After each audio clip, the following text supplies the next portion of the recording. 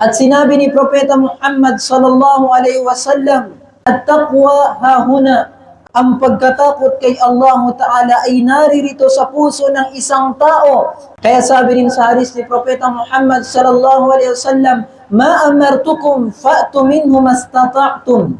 Ano man ang ipinag-utos ko sa inyo, gawin ninyo sa abot ng inyong makakaya. Wa ma nahaytukum anhu fajtanibu. Ano man ang ipinagbawal ko sa inyo ay layuan ninyo, dahil ang pagsunod kay Propeta Muhammad sallallahu alaihi wasallam ay pagsunod din kay Allah Ta'ala. Sa sinabi ni Allah Ta'ala, may yuti'ir rasul faqad ata Allah. Sino man ang sumunod kay Propeta Muhammad ay nakasunod siya kay Allah Ta'ala. At sinabi ni Ali ibn Abi Talib radiyallahu anhu na ang pagkatakot kay Allah subhanahu wa ta'ala ay kanyang sinabi, al-khawfu min al-jalil.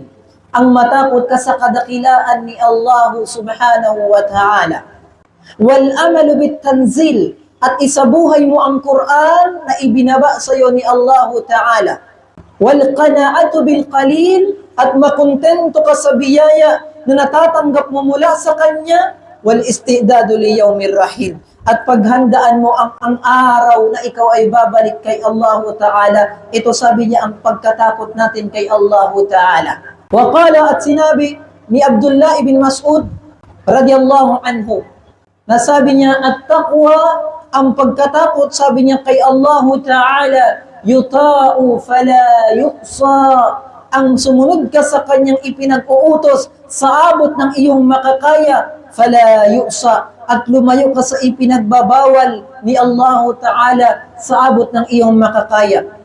Wa yushkar fala yukfar. At pasalamatan mo si Allah Ta'ala sa lahat ng biyaya na natatanggap mo mula sa Kanya, fala yukfar. At huwag na huwag kang tatalikod sa Kanya, magkufur sa Kanya sa pamamagitan na ginagamit mo ang biyaya ni Allah Ta'ala sa paggawa ng kasalanan sa Kanya. Wa yudhkar fala yunsa. Lagi mong alalahanin si Allah Ta'ala, fala yunsa. At huwag na huwag mong kakalimutan si Allah subhanahu tabarak wa ta'ala.